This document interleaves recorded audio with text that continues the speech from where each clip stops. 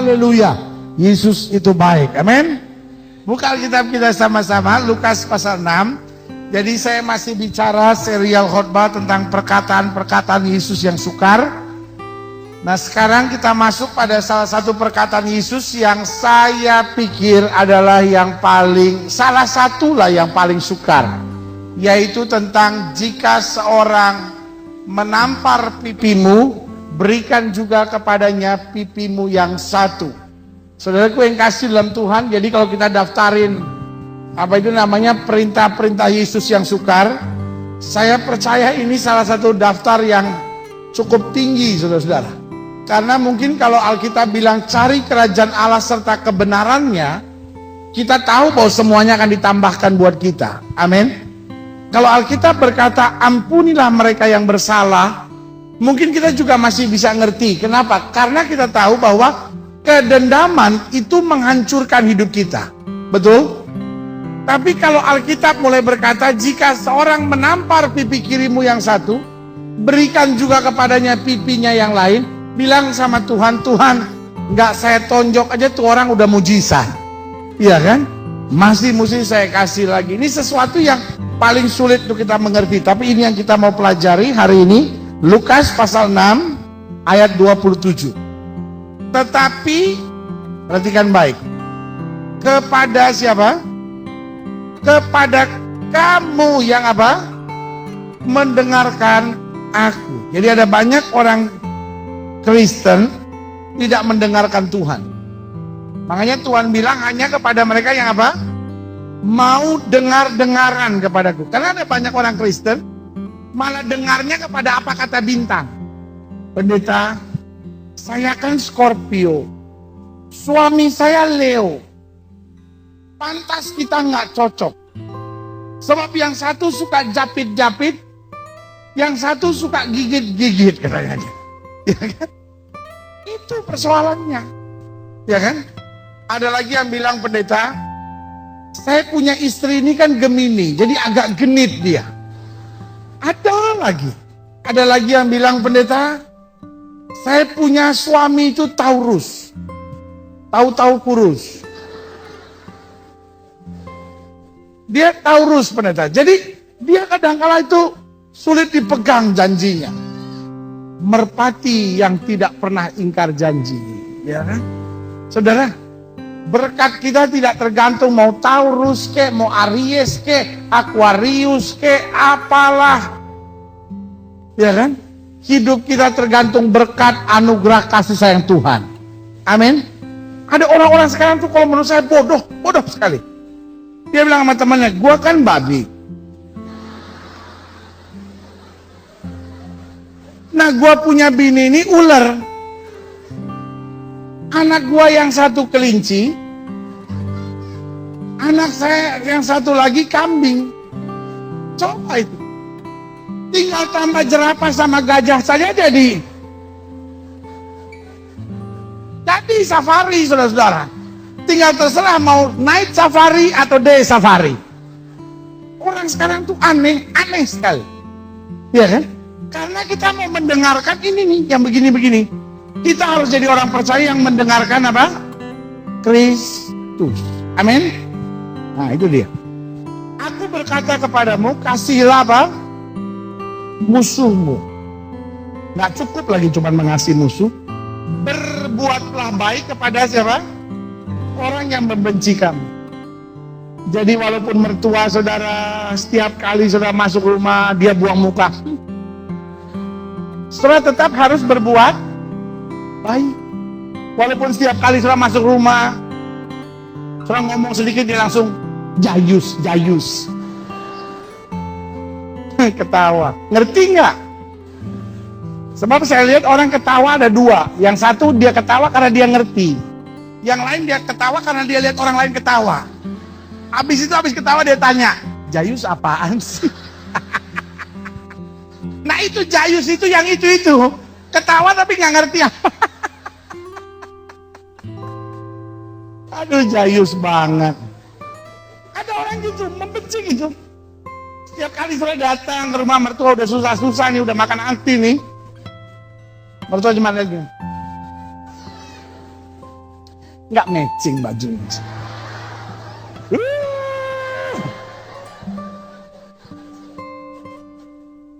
Tapi Alkitab bilang apa? Berbuatlah baik kepada orang yang membenci kamu. Orang boleh aja benci saudara, tetap buat baik. Amin. Gampang nggak? Saya nggak enak jawabnya pendeta. Kalau saya bilang susah, takut Tuhan tersinggung. Tapi kalau saya bilang gampang, saya yang tersinggung. Jawaban saya, kalau saudara tanya sama saya susah atau gampang, jawaban saya, easy angel. It's easy but angel. It's angel but easy. Kenapa saya bilang angel? Ya susah memang. Ya kan? Itu perpaduan antara Amerika sama Jawa. Saya satu kali khotbah di Philadelphia, selesai khotbah, orang bilang begini, sama temannya dia ngomong, you go home be aku ya, you go home be aku ya. Waduh. Dia ngomongnya enak, tapi kita yang dengerin itu peperangan batin. Masa orangnya, you go home be aku. Oke, I go home karo kowe.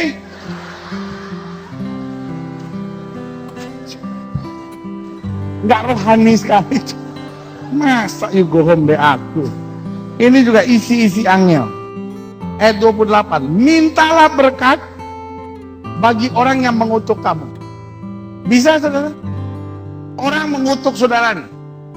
Dan saya lihat dunia hari-hari ini dunia penuh dengan kutukan. Banyak orang tua hari-hari ini sebetulnya tidak mendidik anaknya, tidak memarahi anaknya, tapi mengutuk anaknya. Lu bodoh, lu gak punya otak, lu dasar bego. Anak setan lu.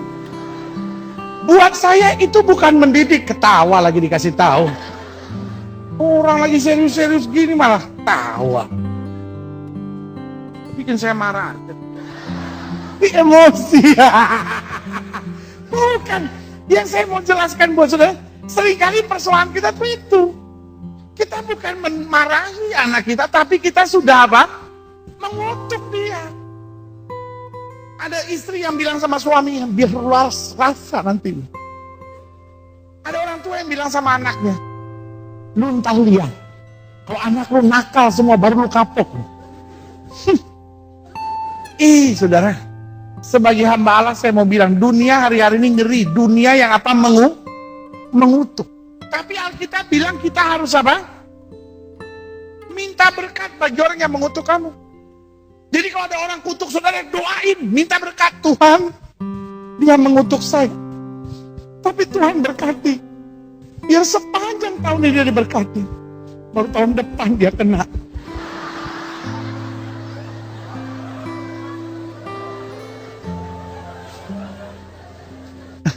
Ya, aku kan bukan malaikat pendeta, jadi kan gregetan juga gitu. Doain Tuhan berkati sepanjang tahun. Tapi mulai tahun depan baru kenanya tuh orang. Ya kan? Berdoalah bagi orang yang apa? Mencaci kamu. Jadi saya lihat ya, dari 2 ayat sini saja sudah kelihatan bahwa standar hidup Kristen itu sangat berbeda. Betul? Makanya saudara mungkin kan sering dengarkan orang bilang gini, orang Kristen itu kafir. Pernah dengar nggak? Orang Kristen itu kan kafir, orang Kristen itu kafir. Saya jangan marah. Jangan langsung, apa? Lu bilang agama gua kafir. Kita berantem aja, nggak boleh. Jangan karena agama ribut, saudara. Orang mau bilang agama Kristen kafir, ya udahlah, biarin lah. Ya kan? Buat saya ini kafir tapi yang baik kok. Ya kan? Orang bilang kita kafir tapi yang kafir sedang mengajar. Kalau ada orang mengutuk kamu, berdoalah minta berkat. Itu kafir yang baik. Kenapa kita dibilang kafir? Kadang-kadang kita cuma disebut kafir karena kita makan babi. Dia belum nyobain aja. Coba dia nyobain Brennebon pakai kaki babi. Pakai babi rica lagi.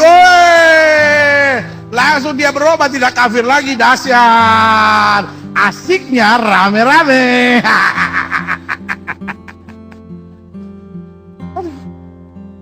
Karena Yesus disebut anak Allah, lalu mereka bilang begini, kan Allah tidak beranak dan tidak memperanakan. Kenapa Yesus disebut anak Allah? Lalu gara-gara persoalan yang tidak dimengerti itu, akhirnya mereka bilang kafir. Ada lagi yang bilang begini, Alkitabnya orang Kristen kan sudah dipalsukan. Saudara pernah dengar nggak gitu? Alkitabnya orang Kristen sudah dipalsukan. Jawaban saya sederhana, yang palsu aja nih, kualitasnya mantap men. Yang palsu ngajarin kita, kalau ada orang yang mencaci kamu, berdoa buat dia. Itu palsunya aja begitu. Aslinya bilang apa? Orang boleh kawin banyak, tapi lihat aja mana yang asli, mana yang palsu. Ya kan? Kalau saya sih sederhana aja. Saya tuh iman pakai otak, saudara-saudara. Gitu aja buat saya. Ada orang yang suka ngajar gini, saudara-saudara, kalau kita beriman, kita nggak boleh pakai otak. Orang bersaksi, saudara-saudara, saya puji Tuhan, sekarang saya cuma hidup dengan iman, saudara-saudara. Dan puji Tuhan, semenjak saya hidup dengan iman, saya nggak pernah pakai otak lagi. Haleluya, saudara-saudara. Nah, itu bahaya. Ada banyak orang hari-hari ini memang nggak pakai otak benar-benar. Iya kan? Udah punya istri nih, masih punya bini lain, itu kan nggak pakai otak. Jangan ketawa, mikir. Dari tadi orang ngomong ketawa aja, mikir juga enggak. Iya betul.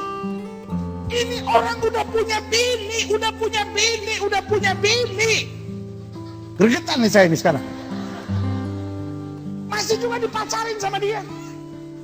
Sambil bilang gini, ya habis kan gimana pendeta, namanya juga dia mau cerai kok. Gak punya otak lu. Hah?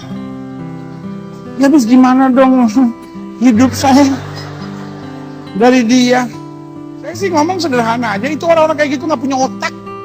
Soalnya kan udah Kristen, soalnya kan udah anak Tuhan, pakai otak dong, pakai otak. Apapun alasannya, kalau orang itu sudah punya keluarga, kita bilang Tuhan, saya mau hidup benar buat Tuhan. Amin. Ada banyak orang-orang gak pakai otak. Udah tahu anak Tuhan, yang laki namanya Yosef, yang perempuan namanya Maria, tinggal nunggu Yesus aja tuh. Kurang apa coba? Laki nama Yosef, perempuan nama Maria. Tinggal nunggu Yesus lahir. Malah lakukan hubungan seks sebelum nikah. Buat saya itu nggak pakai otak. Dunia sekarang penuh orang-orang nggak pakai otak ini. Ya kan? Ya, tapi kan saya Kristen. Ya tapi Kristen yang nggak pakai otak. Hidup Kristen adalah hidup yang tidak mempermalukan nama Yesus. Amin. Buat saya sederhana, minimal kita pikir gitu, Tuhan, saya kan anak Tuhan, kalau saya buat yang begitu saya malu Tuhan, minimal gitu. Kalau saya hidup Kristen, anak Tuhan, lalu saya buat tindakan-tindakan gitu Tuhan, saya malu, itu pakai otak namanya. Lihat kiri kanan saudara, tanya sama dia, otak ada? Satu kali, saya pengen makan restoran Padang, bukan pengen makan restoran Padang, makanan Padang.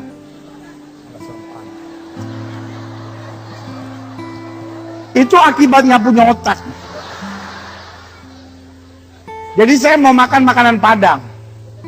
Saya minta tolong driver saya bilang, pesan ayam bakar 1 sama otak. Udah, nggak lama kemudian dia telepon. Istri saya ngangkat, Bu, Bapak otaknya nggak ada, Bu.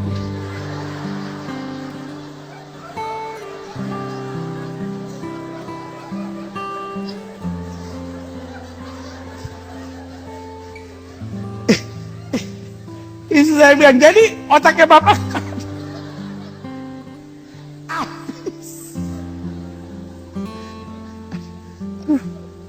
Itu yang saya bilang, saudara, hidup Kristen tuh beriman, tapi kita harus punya apa?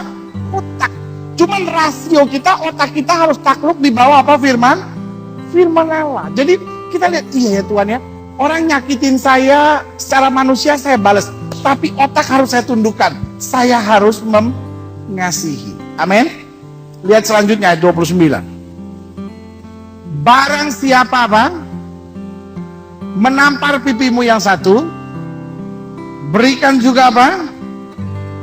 Berikan juga kepadanya pipimu yang lain. Dan barang siapa yang mengambil apa? jubahmu, kata Alkitab, apa? Biarkan juga ia mengambil bajumu. Barang siapa yang mengambil dompetmu, biarkan juga ia mengambil handphonemu. Yang itu kayaknya nggak ada. Ada nih di sini nih. Lukas 6 ayat 29b. Itu. Barang siapa yang mengambil dompetmu, biarkan juga ia mengambil handphonemu. Sudah punya Alkitab Keluaran lama ya? Ini yang terbaru. Besok sudah cari di toko buku. Berilah kepada setiap orang yang meminta kepadamu, dan janganlah apa? Meminta kembali kepada orang yang mengambil kepunyaanmu. Dan sebagaimana kamu kendaki supaya orang perbuat kepadamu, perbuatlah juga demikian kepada mereka. Dan jikalau kamu mengasihi orang yang mengasihi kamu, apakah jasamu? Karena orang-orang berdosa pun mengasihi juga orang-orang yang mengasihi mereka. Sebab jikalau kamu berbuat baik kepada orang yang berbuat baik kepada kamu, apakah jasamu? Orang-orang berdosa pun berbuat demikian. Dan jikalau kamu meminjamkan sesuatu kepada orang karena kamu berharap akan menerima sesuatu daripadanya, apakah jasamu? Orang-orang berdosa pun meminjamkan kepada orang-orang berdosa supaya mereka menerima kembali sama banyaknya. Tetapi kamu kasihlah musuhmu dan apa? Berbuatlah baik kepada mereka dan pinjamkan dengan tidak mengharapkan balasan. Maka upahmu akan besar dan kamu akan menjadi apa? Anak-anak Allah yang maha tinggi. Sebab apa? Ia baik terhadap orang-orang yang tidak tahu berterima kasih dan terhadap orang-orang jahat. Ayat 36 kita baca sama-sama. 1, 2, 3. Hendaklah kamu murah hati sama seperti Bapamu adalah apa? Murah hati. Nah, saudara yang kasih dalam Tuhan, ajaran Kristus ini sama sekali tidak populer. Kenapa saya bilang sama sekali tidak populer? Karena nggak akan ada banyak pengikut yang mau tertarik waktu Yesus berkata, jika seorang menampar pipimu, berikan juga kepadanya pipimu yang lain. Nah, saudara yang kasih dalam Tuhan, semua orang akan menatap dia dan berkata, lu siapa yang tahan?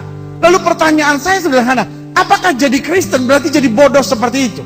Saya percaya to be a Christian is not to be an on man. Iya kan? Jadi Kristen bukan berarti jadi orang yang on gitu ya kan? Ditempelin satu lagi deh gitu, ditonjok lagi deh gitu, tonjok lagi deh. Ini terakhir nih. Dah, inna lillahi wa inna ilaihi raji'un. Ya kan? Kalau nggak jadi Kristen tuh menderita banget gitu ya. Saya Kristen, saya mesti ngalah terus, diinjek-injek. Ya, saya harus bersyukur. Ditampar pipi kiri, saya kasih pipi kanan. Habis sekarang hidup saya ya. Sengsara banget hidup Kristen kayak gitu. Waktu Yesus ditempeleng, waktu Yesus ditampar di depan Pilatus, Yesus berkata apa? Mengapa engkau menampar aku? Loh, pertanyaannya, kenapa kok Yesus nggak mengerjakan apa yang dia perintahkan? Loh, dia buktikan di atas kayu salib, dia bilang apa? Ampunilah mereka sebab mereka tidak tahu apa yang mereka perbuat. Nah, kalau begitu, kenapa Yesus tidak mengerjakan waktu ditampar itu memberikan pipinya yang satu lagi? Jawaban saya sederhana. Karena Yesus mengajar ini bukan secara letter luck. Betul? Bukan berarti hidup kita harus ngalah, diapain orang, diinjek-injek orang, ngalah aja. No, ya kan? Tapi apa yang Yesus mau jelaskan di sini? Ada beberapa hal yang saya mau sampaikan buat saudara. Kenapa Yesus bilang jika seorang menampar pipimu yang satu, berikan juga kepadanya pipimu yang lain? Yang pertama, Yesus sedang mau mengajarkan bahwa kekerasan tidak menyelesaikan masalah. Amin. Kekerasan tidak menyelesaikan apa? Masalah. Karena perbuatan kasar pasti akan dilanjutkan dengan perbuatan yang kasar yang lainnya. Betul? Makanya selalu saya bilang kekerasan itu seperti rantai lingkaran setan. Betul? Seorang yang hidup dalam kekerasan, dia akan terbangun dalam kekerasan, dia membangun dalam kekerasan. Ayah yang mendidik anak dengan kekerasan, anak ini besar dan kemudian membangun keluarga dalam apa? Kekerasan. Dia hidup dalam lingkungan yang hidup dalam apa? Kekerasan. Makanya selalu saya bilang kekerasan tidak pernah menyelesaikan masalah. Amin. Itu sama seperti film kungfu. Seorang bapak mati, anaknya nangis, Daddy, who kill you, Daddy, who kill you, Daddy, who kill you, Daddy. Tiba-tiba Daddy-nya sempat cepat time. Terus anaknya berdiri, cepat time. One day I will come to kill you. Ya kan? Scene selanjutnya di TV itu tiba-tiba dia latihan kungfu. Ya kan? Gak lama kemudian dia udah mulai besar. Dia ikat. Sumpah time. This is the time. Gak lama kemudian dia ketemu si Chungpatai. You have killed my daddy. Now it's time for me to kill you. Berkelahi dia. Dua. Mati. Anaknya bilang, Daddy, who kill you? Who kill you? Lai Pok Sang.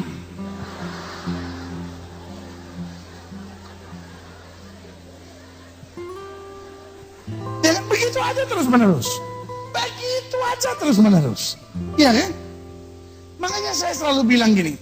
Saya khawatir hari-hari ini anak-anak sudah tidak dibesarkan lagi dengan kasih, kehangatan, cinta, cerita manis antara orang tua dengan anak. Hari-hari ini anak-anak sudah dibesarkan dengan kekerasan, bentakan, dan makian. Itu sudah menjadi warna dalam kehidupan. Saudara, saya pelajari sejarah ya. Anak-anak di tahun 50-an, anak-anak di tahun 60-an, anak-anak di tahun 70-an, itu takut lihat darah.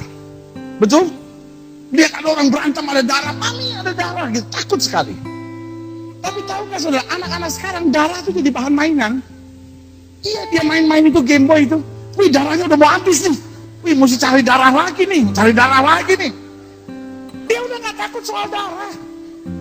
Buat dia darah tuh, loh, make sense gak yang saya ngomong? Iya kan? Itu hidup ini. Dulu anak-anak di tahun 50, 60, 70 gitu. Takut ngelihat tayangan-tayangan bantingan, kekerasan. Sekarang itu menjadi tontonan yang seru. Kenapa? Ada shifting seperti itu. Jawaban saya sederhana, karena memang buat anak-anak hari-hari ini kekerasan itu tontonan. Hari-hari dia cuma lihat mama dan papanya hidup dalam kekerasan, bentakan dan makian, sehingga buat dia itu adalah tontonan. Buat dia yang namanya cerita H.C. Andersen, ada seekor kodok lompat ke istana, lalu berbicara dengan putri raja, tolonglah aku. Dan putri raja berkata, kodok, kenapa kau di situ? Aku tidak akan mengganggumu putri, tapi aku terkena kutukan dewa. Lalu kemudian putri memberinya makan tiap hari. Dan tepat 3 bulan kemudian, jam 12 malam, kodok berubah menjadi pangeran yang gagah. Dan akhirnya mereka menikah. Mereka hidup selama-lamanya bahagia di negeri entah berantah. Buat sekarang itu aneh buat anak-anak. Anak-anak membaca cerita ini gak masuk akal. Anak-anak nonton Mickey Mouse sudah tidak tertarik. Karena buat dia itu hanya hayalan. Yang normal justru kekerasan, bentakan, dan makian. Itu normal dalam kehidupan sehari-hari. Sebagai hamba Allah saya mau ingatkan. Mari kita cabut kekerasan dalam keluarga kita. Mungkin kita gak bisa buat banyak buat dunia ini. Minimal kita mulai praktekkan dalam rumah tangga masing-masing kita. Amin. Suami-suami siap mencabut kekerasan dalam rumah tangga. Amin. Istri-istri siap cabut kekerasan dalam rumah tangga. Amin. Saudara-saudara yang pemimpin perusahaan, saudara-saudara yang bisnismen, jangan pernah merasa karena orang itu saya gaji, saya bisa berbuat apa saja. Jangan. Hidup kita ini anugerah. Kalau kita bisa jadi pimpinan, kita bisa jadi orang kaya, kita bisa gaji orang itu anugerah. Kita bisa punya anak anugerah, jangan hidup dalam kekerasan. Satu kali saya ketemu seseorang dan dia bilang begini, pendeta, kalau saya menjadi lesbian bukan karena saya tidak percaya Tuhan. Kalau saya menjadi lesbian bukan karena saya tidak percaya Yesus sayang saya. Tapi kalau saya jadi lesbian karena yang saya tahu, dari saya kecil kalau papa pukul saya, selalu papa pukul saya sampai berdarah. Yang ada dalam pikiran saya, semua laki-laki itu penjahat. Saya dibesarkan dengan pemikiran seperti itu. Dari saya SMP, saya muak lihat laki-laki. Saya SMA, saya punya teman baik. Lalu kemudian dia putus sama pacarnya karena disakitin. Dia nangis. Dan akhirnya itulah pertama kali saya punya pacar, seorang wanita. Dan terus saya jalani hidup. Dan di umur ke-31 dia ketemu saya. Dan dia bilang sama saya, pendeta, kalau bukan Yesus yang menjamah saya tidak mungkin bisa berubah. Saudaraku yang kekasih dalam Tuhan, dari sini saya bisa belajar bahwa kekerasan tidak menyelesaikan masalah, justru menciptakan masalah baru. Ada banyak orang yang hari-hari ini sedang ada di diskotik dan hidup dengan seks bebas, bukan karena tidak mencintai Tuhan, tapi karena tertekan dengan kekerasan. Ada banyak orang-orang yang hari-hari ini hidup dengan obat terlarang. Ada banyak orang-orang yang hari-hari ini nggak tertarik dengan khotbah pendeta. Karena buat dia khotbah pendeta itu hanya hayalan belaka. Yang dia hidup hari demi hari hanyalah kekerasan demi kekerasan. Sebagai hamba Allah, hanya ini yang saya mau ingatkan. Mari kita bangun rumah tangga kita dalam kasih. Amin. Coba saudara lihat Amsal 15. Amsal 15 bilang apa? Jawaban yang apa? Lemah lembut meredakan apa? Jadi mau ada kekasaran bagaimanapun, jawaban yang lemah lembut dapat meredakan. Tetapi apa? Perkataan yang pedas, perkataan yang kasar, perkataan yang penuh dengan bentakan dan makian, kata Alkitab apa?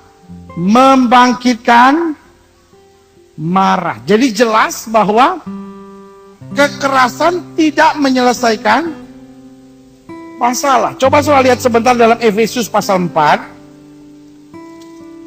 Saya sengaja mau buka banyak ayat buat saudara, sehingga saudara bisa lihat bahwa Alkitab itu dahsyat. Alkitab bukan hanya bicara tentang sorga dan neraka, tapi Alkitab juga bicara bagaimana sementara kita hidup di muka bumi, kita menanggalkan kekerasan. Sebab itu aku menasihatkan kamu, kata Paulus. Aku, orang yang apa? Dipenjarakan karena Tuhan. Jadi Paulus bilang begini, aku, seorang yang mengena, seorang yang diperlakukan secara kasar, seorang yang diperlakukan secara tidak adil. Aku, seorang yang apa? Dipenjarakan karena Tuhan. Jadi dengan lain kata, Paulus mau bilang gini, jangan bicara tentang kekerasan dengan aku. Jangan bicara tentang ketidakadilan dengan aku, karena aku dipenjarakan, aku dikasari, aku diperlakukan tidak adil sekarang ini. Tetapi aku menasihatkan kamu supaya apa? Hidupmu, kata Paulus, sebagai orang-orang yang telah dipanggil berpadanan dengan apa? Panggilan itu. Apa yang Paulus maksudkan dengan berpadanan dengan panggilan? Hendaklah kamu selalu apa? Rendah hati, lalu apa? Lemah lembut, apa? Sabar, lalu apa? Tunjukkanlah kasihmu dalam hal saling apa? Membantu. Paulus tidak bilang aku dipenjarakan, aku diperlakukan kasar, aku diperlakukan secara tidak adil, mari kita buat perhitungan kepada mereka. Tidak, Paulus bilang kita tetap harus hidup berpadanan dengan Injil. Kalau saudara menatap saya dan berkata, pendeta, kalau saya hari-hari ini jadi suami yang kasar, sebetulnya saya nggak mau begitu, cuman saya dibesarkan dari keluarga yang kasar. Paulus ngalamin, tapi dia bilang mari kita hidup berpadanan dengan Injil Kristus. Kalau sudah menatap saya dan berkata, pendeta, kalau hari-hari ini saya tuh hidup jauh dari Tuhan bukan karena apa-apa. Saya hidup dengan kekerasan dan kekasaran. Tapi saya mau ingatkan buat saudara, Yesus tetap mengasihi saudara dan punya rencana yang indah buat hidup saudara. Amin. Yang kedua saya pelajari, kenapa sih Yesus bilang, jika seorang menampar pipimu yang satu, berikan juga kepada pipimu yang lain? Karena saya pelajari bahwa kekerasan adalah tanda kerusakan hubungan seseorang dengan Tuhan.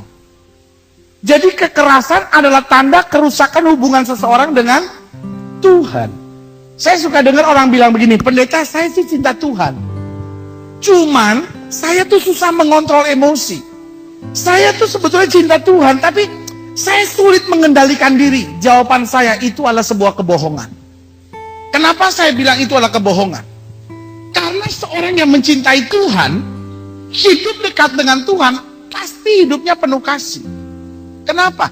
Karena Allah itu kasih. Amin.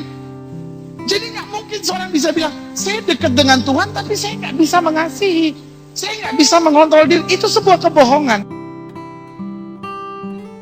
Karena yang saya pelajari, kalau kita udah mulai hidup dalam kekerasan dan kekasaran, itu tanda rusaknya hubungan kita dengan Tuhan. Coba saudara lihat Kejadian pasal 6. Dari sini saudara bisa lihat ya, makanya saya ingin saudara buka banyak ayat gitu ya, supaya saudara punya dasar yang teguh gitu dalam hidup kekristenan saudara. Iya ya, saya nggak boleh main-main gitu. Kejadian 6 ayat yang ke-9. Inilah riwayat Nuh. Nuh adalah seorang yang apa? Benar dan tidak bercela di antara orang-orang sejamannya. Jadi dia tidak kompromi, dia tidak terpengaruh, dia punya prinsip yang tegas. Kenapa? Karena Nuh itu apa? Hidup bergaul dengan Allah. Jadi dia punya prinsip ya, dia tidak terpengaruh, dia tidak kompromi. Kenapa? Karena dia hidup bergaul sama Allah. Ayat 10, Nuh memperanakan 3 orang laki-laki, Sem, Ham, dan Yafet. Ayat 11, adapun bumi ini telah rusak di hadapan Allah. Kenapa Tuhan bilang bumi telah rusak? Karena dunia telah penuh, kata Alkitab, dengan apa? Kekerasan. Maka ayat 12 bilang Allah menilik bumi itu dan dikatakan apa? Sungguhlah rusak benar. Sebab apa? Semua manusia menjalankan hidup yang rusak. Apa yang disebut rusak di sini? Penuh dengan apa? Kekerasan. Jadi yang kedua saya pelajari di sini, kenapa Yesus bilang kalau tampar pipi kirimu yang satu, berikan juga yang lain? Karena Yesus mau jelaskan bahwa kekerasan adalah tanda kerusakan hubungan seseorang dengan Tuhan. Jadi kalau seorang hubungan dengan Tuhannya baik, otomatis dia hidup dalam kasih. Makanya kalau sudah lihat dalam Kolose pasal 3, ayat 12. Karena itu, sebagai orang-orang pilihan Allah yang dikuduskan dan dikasihinya, dikatakan apa? Kenakanlah belas kasihan, haleluya, kemurahan, kerendahan hati, kelemah lembutan, dan apa? Kesabaran. Sabarlah kamu seorang terhadap yang lain, dan ampunlah seorang terhadap yang lain apabila seorang menaruh dendam terhadap yang lain, sama seperti Tuhan telah mengampuni kamu. Kamu perbuat juga apa? Demikian. Ayat 14 kita baca sama-sama, 1, 2, 3. Dan di atas semuanya itu kenakanlah apa? Kasih sebagai pengikat yang mempersatukan, dan bukan hanya mempersatukan tapi apa? Menyempurnakan. Jadi Alkitab mulai bilang kekerasan itu merusak, tapi kasih itu apa? Menyempurnakan. Karena hidup Kristen ada target. Hidup Kristen bukan sekedar berubah, tapi harus menjadi apa? Sempurna. Ada banyak orang berubah. Dia mulai bersaksi, saudara-saudara, saya ini dulu, hidupnya nggak bener banget, saudara-saudara. Hampir tiap malam saya mabuk ya. Tapi puji Tuhan, sekarang Tuhan sudah menjamah hidup saya. Cuman tinggal malam minggu aja saya mabuk. Nah, yang kayak begini mah bukannya berubah, cuman kurang dikit, ya kan? Ada orang yang bersaksi, pendeta saya ini tadinya jahat sekali pendeta. Hampir tiap hari saya tonjok istri saya. Tapi puji Tuhan, sekarang Tuhan udah merubah hidup saya, tinggal sebulan sekali saya tempeleng doang dia. Ya kan? Nah, ini mah nggak berubah, cuma kurangan dikit, saudara-saudara. Ada orang yang bersaksi, saudara-saudara, saya dulu jahat sekali, saudara-saudara. Saya minum mabuk, saya judi, saya narkoba, saya buat segala macam. Tapi puji Tuhan lah, sekarang Tuhan sudah jamah saya, tinggal ngerokoknya aja yang belum selesai, katanya. Ya kan? Ada orang yang bersaksi, pendeta dulu saya nggak bener, hidup seks bebas, pergi ke tempat pelacuran. Tapi sekarang, saya udah tinggalin semuanya. Puji Tuhan, Tuhan sudah merubah saya. Saya tinggal nonton Blue Film sama onani aja yang belum selesai. Itu yang saya bilang, itu mah nggak berubah, itu mah cuma kurangan dikit, saudara. Iya kan? Tuhan mau kita berubah menjadi apa? Sempurna. Saya pernah cerita sama saudara. Satu kali saya diundang ke persekutuan doa. Saya nggak kasih tahu lah nama persekutuan doanya, tapi saya ingat sampai sekarang. Karena itu ternyata persekutuan doa banci-banci. Iya betul. Jadi sekarang saya kalau diundang udah nggak mau lagi. Saya ingat banget nama persekutuannya. Bukan saya nggak mau melayani, bukan apa-apa. Saya tuh orangnya terlalu spontan. Jadi saya nggak bisa tahan ketawa. Ya bayangin nggak dia nyanyi. Mari saudara-saudara kita nyanyi. Ku tak pandang dari gereja mana ya. Itu dia nyanyi. Ku tak pandang dari... kita ini kan langsung, oh Tuhan. Sampai saya doa, Tuhan cabut dalam diri saya roh tertawa ini Tuhan. Asli 100%. Saya ini itu kelemahan hidup saya tuh, kan setiap manusia kan punya kekurangan kelemahan. Kelemahan hidup saya itu terlalu spontan gitu. Jadi Saya tuh orangnya paling nggak tahan gitu kalau ada yang nggak rata dalam kehidupan ini gitu ya kan. Jadi saya nggak tahan banget gitu. Saya tuh yang paling saya nggak bisa dalam hidup saya tuh berlaku munafik, itu nggak bisa gitu. Jadi pada yang lucu saya mesti ketawa gitu. Orang pikir lagi bahasa bergetar. Aduh, saya dalam hati sih kasihan juga. Belum lagi dia berdoa, Tuhan, Engkau cinta kami semua, Tuhan baik.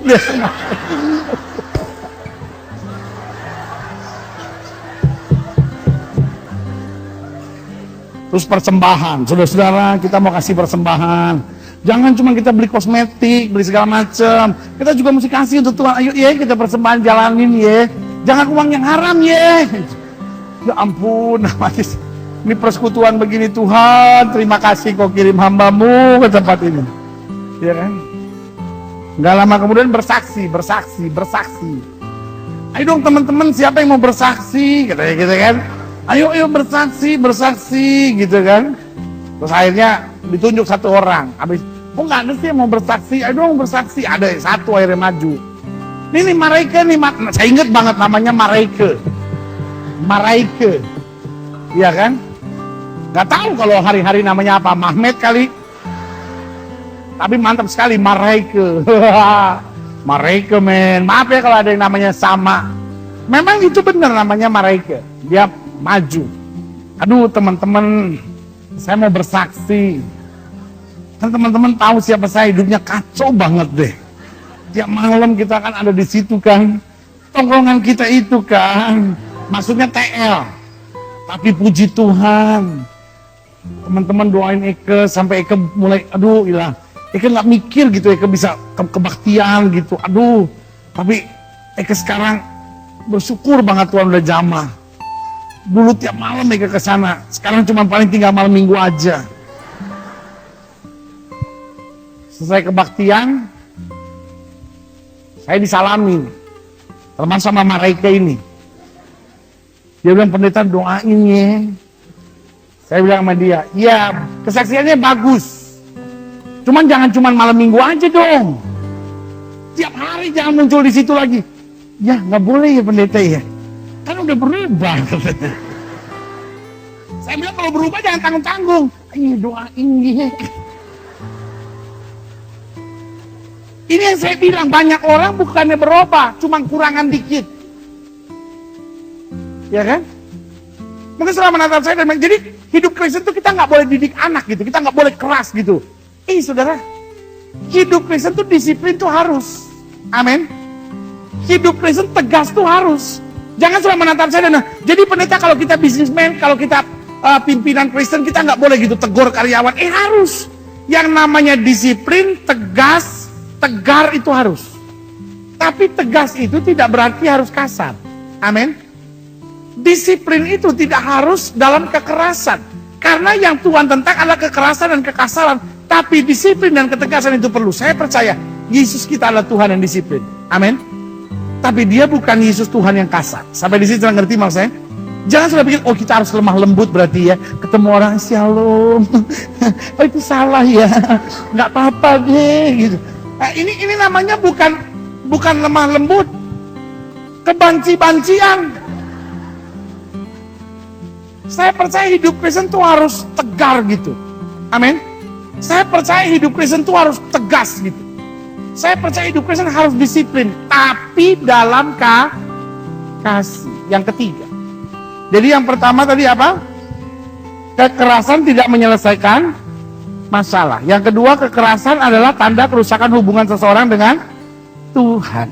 Yang ketiga saya pelajari, kenapa Yesus bilang kalau seorang menampar pipimu yang satu, berikan juga kepadanya pipimu yang lain.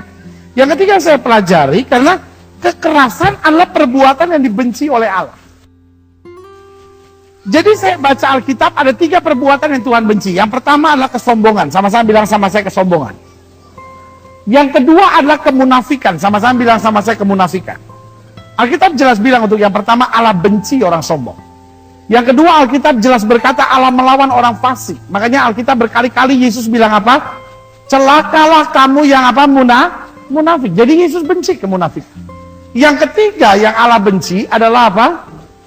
Kekerasan. Yesus tidak pernah benci orang berdosa. Yesus benci dosanya karena dosa membuat orangnya menuju neraka. Tetapi Yesus tidak pernah membenci orang berdosa. Jangan selalu menatap saya dan berkata, ya pendeta, saya hidup jahat, saya hidup dalam dosa, saya pernah murtad, saya pernah tinggalkan Tuhan. Orang kayak saya ini masih diterima Tuhan nggak? Saya bahkan pernah aborsi dalam hidup saya. Orang kayak saya masih diterima Tuhan nggak? Jawaban saya saudara, Yesus mengasihi orang berdosa. Amin. Kalau orang berdosanya itu mau bertobat. Jangan saudara dibalik tameng. Oh ya, Yesus mengasihi orang berdosa. Saya jadi bini piaraan nggak apa-apa. Dikasihi oleh Yesus. Enak aja lu. Kalau kita mau bertobat. Sampai di sini sudah ngerti maksud saya? Coba saudara lihat Mazmur pasal 11. Ayat 4. Tuhan ada di dalam baitnya yang kudus. Tuhan, kata Alkitab apa? Tahtanya di sorga. Matanya mengamat-ngamati, sorot matanya menguji anak-anak manusia. Tuhan menguji orang benar dan orang fasik. Baca bagian terakhir, bagian B ini dalam Mazmur 11 ayat 5 bersama-sama. 1, 2, 3. Dan ia membenci apa? Orang yang mencintai kekerasan. Jadi walaupun saudara beragama, walaupun saudara pelayanan, walaupun saudara terlibat dalam kegiatan-kegiatan rohani, walaupun saudara baca Alkitab, walaupun saudara bayar perpuluhan, walaupun saudara berdoa, tapi kalau engkau mencintai kekerasan, hidup dalam kekerasan, Alkitab bilang apa? Allah benci. Coba saudara lihat Mazmur 140. Mazmur 140 ayat 12. Dikatakan apa di situ? 1, 2, 3 kita baca sama-sama. Pemfitnah tidak akan diam tetap di bumi. Dan orang yang melakukan apa? Kekerasan akan. Lihat, orang yang hidup dalam kekerasan nih kata Alkitab diburu malapetaka. Makanya orang-orang yang hidup dalam kekerasan terus lihat kerugian dalam hidupnya. Kenapa? Ada malapetaka yang satu, ada malapetaka karena Tuhan benci. Soalnya mungkin menatap saya dan bilang, kenapa ya kok saya melayani Tuhan tapi kok begini banyak masalah. Saya khawatir engkau mulai hidup dalam kekasaran. Itu artinya hubunganmu dengan Tuhan sudah mulai rusak. Coba lihat Yehezkiel. Yehezkiel pasalnya yang ke-8 ayat 17. Lalu firman-Nya kepadaku, Yehezkiel 8 ayat 17. Lalu firman-Nya kepadaku, kau lihatkah itu hai anak manusia? Perkara kecilkah itu bagi kaum Yehuda untuk melakukan perbuatan-perbuatan kekejian yang mereka lakukan di sini? Bahwa mereka memenuhi tanah ini dengan apa? Kekerasan. Dan dengan itu dikatakan apa? Terus menyakiti hati. Aduh, saya baca ayat ini, saya pikir iya benar ya.